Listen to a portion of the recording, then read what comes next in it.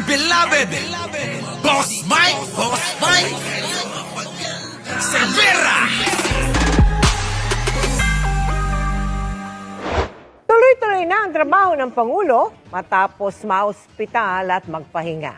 Ay sa palasyo, Kita nyo, matapos ma-hospital at magpahinga, ang Pangulong Bongbong Marcos ay eto na naman, trabaho na naman ang trabaho. Siyempre, kayo din, habang trabaho ang Pangulo, todo naman kayo ng panira ng panira. Wala na kayong hindi nakitang maganda. Ano? Kay Pangulong Bongbong na ginagawa, lahat pangit sa inyo. Sa totoo lang mga kababayan Oo, kung may pangit man dito, lahat kayo. 'Di ba? Tignan niyo si Manang Aimee nyo. Titigan nyo na lang si Digun nyo. Tapos tumingin kayo sa kaliwa, nando doon, sino? Si Harry Roque. 'Di ba? Pag tumingin kayo sa kanan, makikita nyo si Topacio. 'Di ba, mga kababayan? Pag tumingin kayo sa likod, makikita nyo si Eric Celes. Oo. 'Di ba? Nagrarally mag-isa. Utik na, pag-uusapan pa ba natin ang itsura? 'Di ba? Pag tumingin kayo sa taas, mga kababayan, nakabitin yung piluka. Kaninong piluka, Boss Mike? Piluka ni Marcoleta. Sa sobrang gigil niya, sinampay niya yung piluka niya. Nung tinanong siya ng taga TV5 kung bakit nagiging mukhang abogado na siya ng mga diskaya. Gigil na gigil ho, mga kababayan, si Marcoleta, di ba? sa sobrang inis niya, yung piluka sinampay niya. Ano sinasabi mo?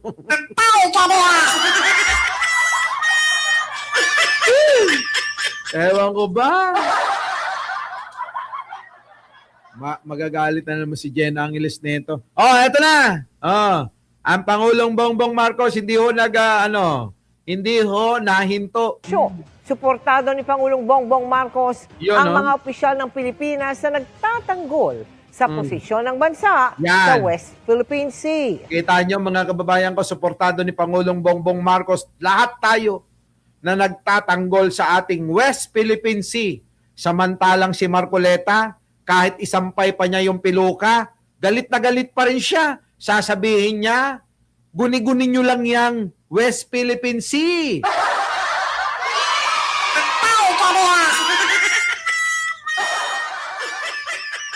Di ba inaway pa nga niya si Tariela? Ito talaga si Marcoleta, kulit mo rin di ba? Totoo ba? Nagtatanong lang ako Marcoleta, curious lang ako. Piluka rin ba yung buhok ng anak mo na kongresista? Kayo mga kababayan, hindi natatanong, curious lang ako. Parehas ba talaga na piluka yung buhok nila? Kasi mga kababayan, yung kung piluka man yun, ang ganda ng pagkakahating kapatid niya. Bakit? Hating kapatid ang bilin ni inay. Pero mga kababayan, mas lamang yung kaliwa. Hindi pantay, di ba? Grabe talaga. Ito na, Brenda Borton, mag-like ka muna. Nakatutok si Ivan Mayrina. Matapos lumiban sa aktibidad sa Ilocos Norte noong Biyernes dahil sa diverticulitis o pamaganang bahagi ng malaking bituka, nagawa ng pulungin ni Pangulong Bongbong Marcos ang Economy and Development Council kanina. Balik normal na ang schedule ng Pangulo ayon sa palasyo. Sabay pabulaanan sa malian nilang impormasyon na inoperahan o kailangang operahan ang Pangulo. Nako! Sa ngayon po ay masasabi natin maganda po ang kalagayan ng ating Pangulo. Ang Pangulo ay nasa meeting. So yan po ay fake news. Mahilig talaga kayong gumawa ng fake news, di na kayo naawa. Diba? Di na kayo naawa sa ating presidente kahit anong gawing sipag niya, hindi nyo man lang bigyan ng importansya. Ginawa niya ng lahat Ultimo mga kababayan, pati kapatid niya, pinagtakwilan na. Ewan ko, oy, nga kayong tawa ng tawa ha. Minsan mga kababayan, alam nyo, kaya ayokong mag-live kasi mamaya kasalanan ko pa, baka atakihin kayo kakatawa. Ano nangyari mga kababayan ko? Eto na, ang Pangulong Bongbong Marcos matapos po magpa-ospital, matapos pong ma-diagnose na meron nga hong konti lang naman na problema sa kanyang bituka na usually na nararamdaman ng ilan, di ba? Yung mga kababayan, patuloy pa rin ang pagtatrabaho. Ang Pangulong Bongbong Marcos nagpahayag nga po na ang Pangulo sumusuporta sa mga nagtatanggol sa West Philippine Sea. Ang hindi niya sinusuportahan ay yung pong mga maka-China. Sino po? Di si Marcoleta. Sino pang maka-China? Di ang mga Duterte camp at kulto ni Duterte. Mga kababayan, lahat yan maka-China.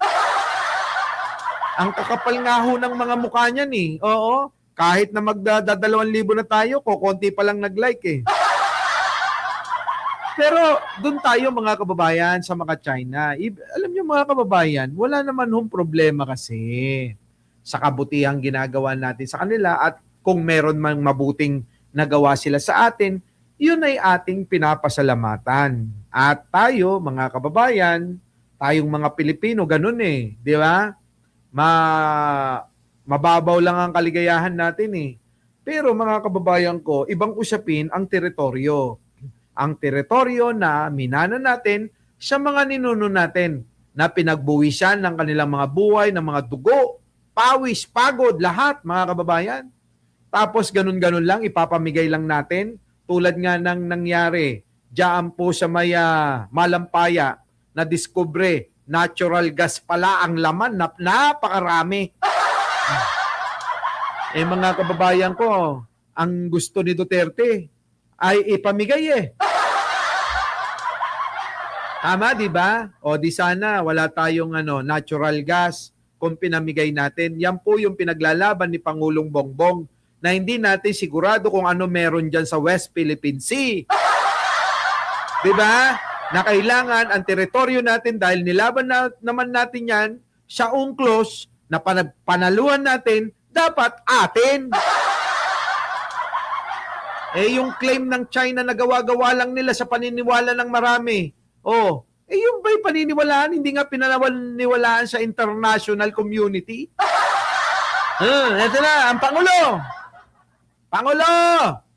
Ng pulungin ni Pangulong Bongbong Marcos ang Economy and Development Council kanina. Balik normal na ang schedule ng Pangulo ayon sa palasyo. Sabay pabulaanan sa malian nilang impormasyon na inoperahan o kailangang operahan ang Pangulo. Nako! Sa ngayon po ay masasabi natin maganda po ang kalagayan ng ating Pangulo. Ang Pangulo ay nasa meeting.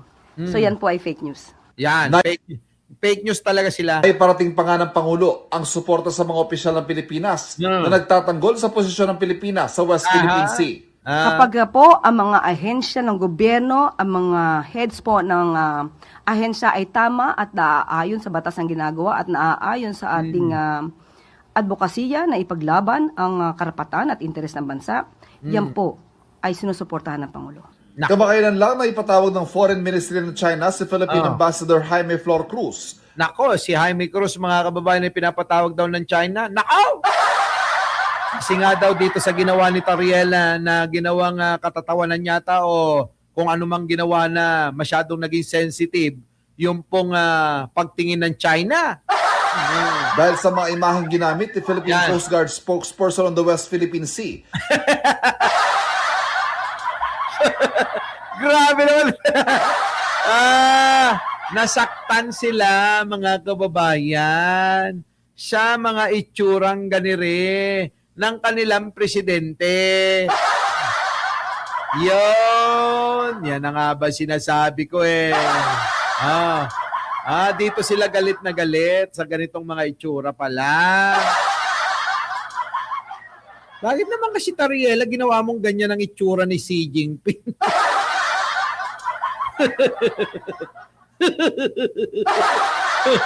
Ito na! Commodore J. Tariela na nakakasira umano sa dangal ni Chinese President Xi Jinping. Hindi naman. Wala yan. Oo. Wala yan. Sa amin wala yan. No? Normal lang yan. Di ba?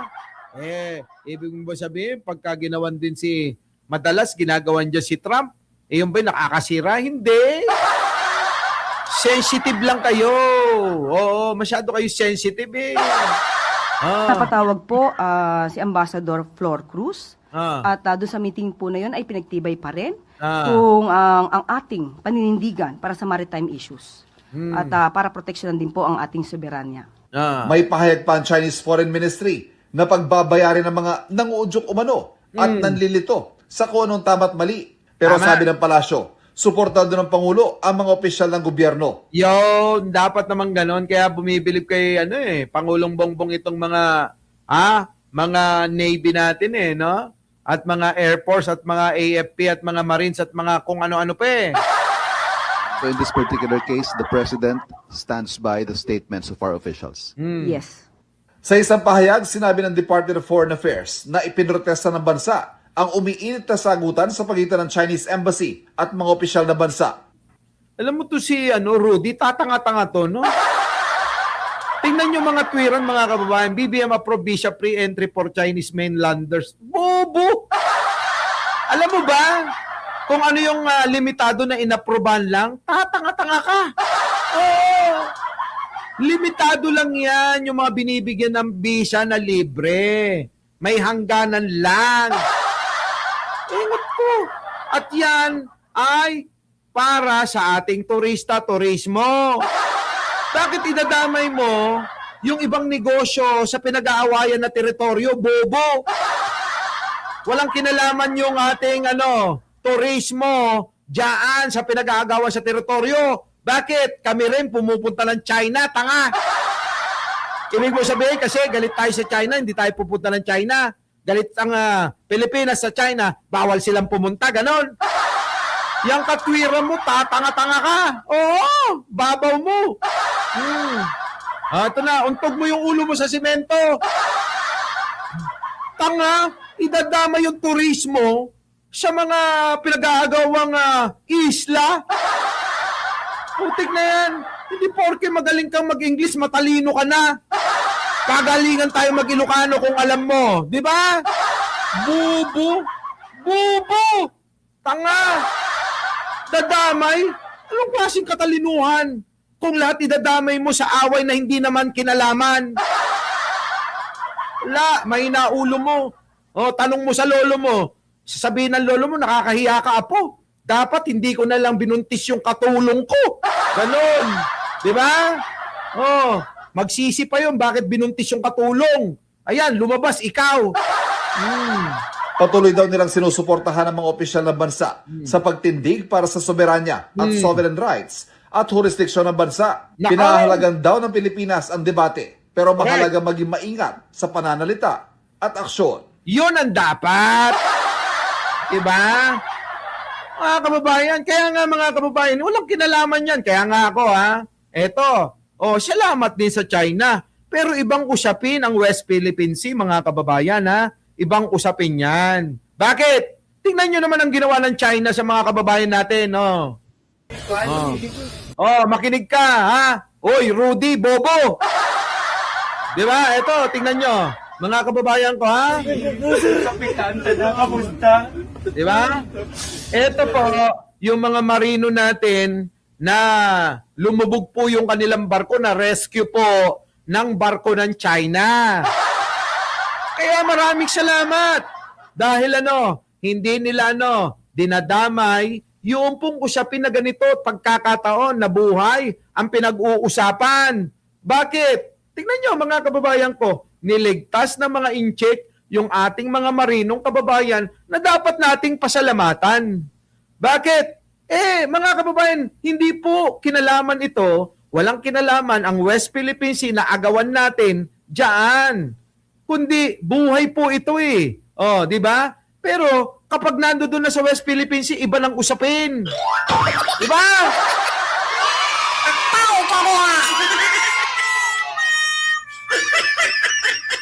To kininam ni di kag talnad tan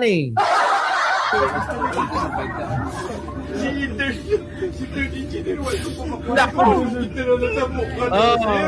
No! Kita nyo, mga kababayan natin. Yan, oh. Oh, marami po tayong kababayan, mga kababayan na niligtas po ng China. Hindi na natin patatagalin dahil gusto kong pasalamatan sila. Maraming salamat, mga kababayan ko. Maraming salamat sa mga taga, kung sino man ang sumagip dito. Bakit? Ayan, oh. Buo pa rin silang uuwi sa kanilang mga pamilya. At maraming salamat sa barko ng China at sa mga Navy nila na sumagip sa kanila. Yan po dapat. Hiwalay natin ang usapin ng mga bagay-bagay na walang kinalaman sa West Philippines. Hindi pwedeng dahil galit tayo at nag-aaway tayo sa West Philippine Sea, idadamay na natin lahat. Negosyo, turismo, at pati na tulad nito. Kung ganun pala, di sana pinabayaan na ng mga incheck itong mga kababayan nating Pilipino na malunod. Di ba? Siguro naman si Rudy, naintindihan niya na. Tandaan yung mga kababayan ko, yung mga yan, mga nasa ibang lahi man o kapwa Pilipino man natin na magsasalita ng mga ibang lingwahe dyan. Wala yan, mga kababayan ko. Kung lingwahe lang, mas marami tayong alam. Kasi ang ginagawa ng mga unggoy, ng mga pakawala ni Duterte, ganyan. Putik na yan. Kala naman natin, di natin naiintindihan yung mga pinagsasabi ng mga yan, ano? Pasalamanan natin, kung sino man ang mga sumagip dito, maraming salamat po sa inyo. Sheshe!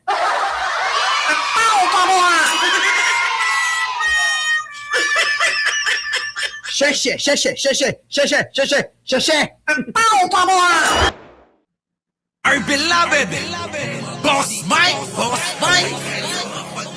Cervera.